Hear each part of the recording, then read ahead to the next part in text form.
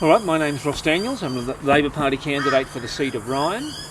I've had a fairly long career in a number of different occupations, but the central theme, I guess, has been interest in human rights and social justice.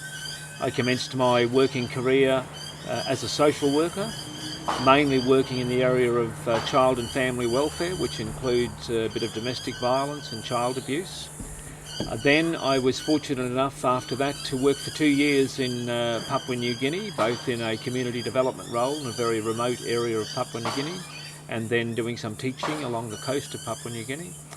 And when I returned back to Australia, I was the head of the crisis care unit here in Brisbane, which was also to do with family violence and intervention, and then I began a very long career with what is now the Queensland University of Technology. And I guess in between time, or during that time, I have had a very long interest in Amnesty International.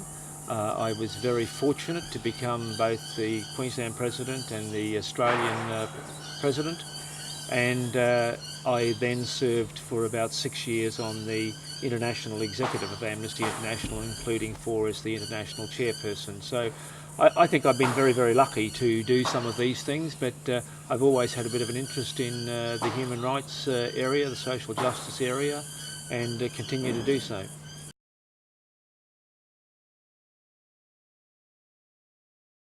Absolutely, absolutely. I'd be honest with you and say if you had called on me 12 months ago, I would not have been dreaming of doing this. I was asked by members of the Labor Party to consider standing. My primary motivation for throwing my hand into the ring this time is because I'm really very, very worried about where Australia is in many respects. Like many people, I've been good at criticising everybody and standing on the sidelines and telling everybody else what to do.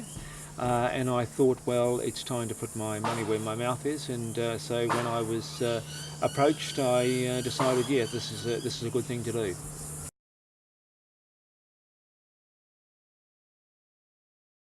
Look, I think there are a cluster of quite critical issues.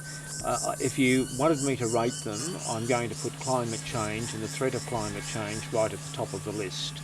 It's been a real pity that this has been a neglected area, because the threat to climate change is not simply a threat to the economy of our nation. It's a very big threat to the security, not just of our nation, but to the security issues around the world, because if things go bad with climate change, then we're going to have all sorts of pressures on ordinary things like food production, food prices. We may see significant movements of population that will put pressure on countries around the world to take refugees as a result of climate change. So this is a really multi-layered issue. It ought not simply be thought of in terms of impact on the economy. It ought to be thought on as impact on almost every piece of the fabric of our society. So I'd certainly put climate change, the global, national and local response to climate change as the primary issue that I'd be concerned about.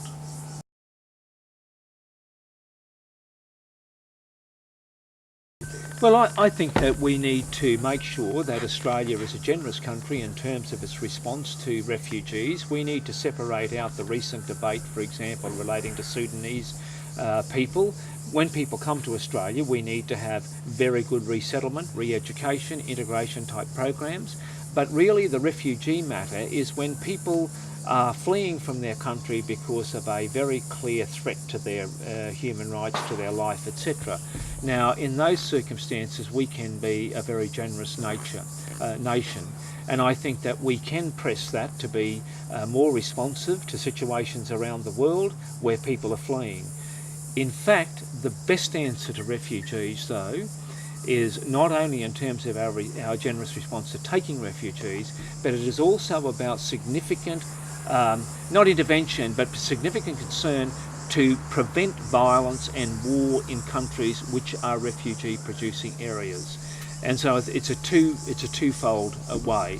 That is, yes, let's be generous in taking refugees, but also let's be incredibly determined to protect human rights, to stand up for human rights, to advocate in those countries which are refugee-producing areas. So it's a double-edged sword, that, because any refugee will tell you that really the best thing that they would like is to live in security and peace in their own country. So we need to put a lot more emphasis on ensuring that situations which are refugee generating, we are actually providing significant aid, humanitarian aid, intervention into those circumstances.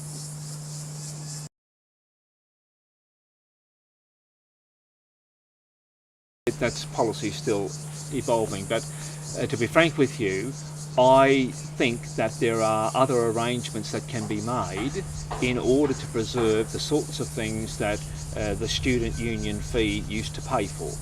The key thing here is not whether or not we have a compulsory student union or a voluntary student union or some sort of compulsory fee arrangement. The key thing here is that when you go to a university, you should get a very broad experience. Now, part of that will be the academic experience, which will be teaching and learning and research.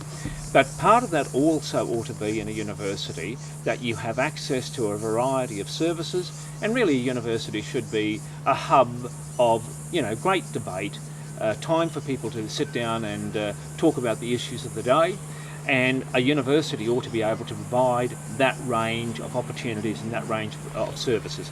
I don't think anybody really disagrees that really to give students a full education and a full experience, we need to be able to make universities attractive places so when you go on, there's childcare, there's all sorts of other opportunities to get you to stay on campus and to enjoy that experience.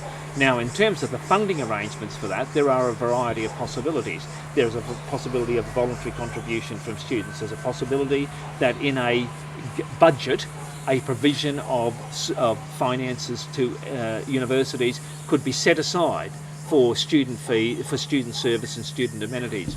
And then universities themselves in their own budgeting processes have the opportunity to also supplement that or put that aside.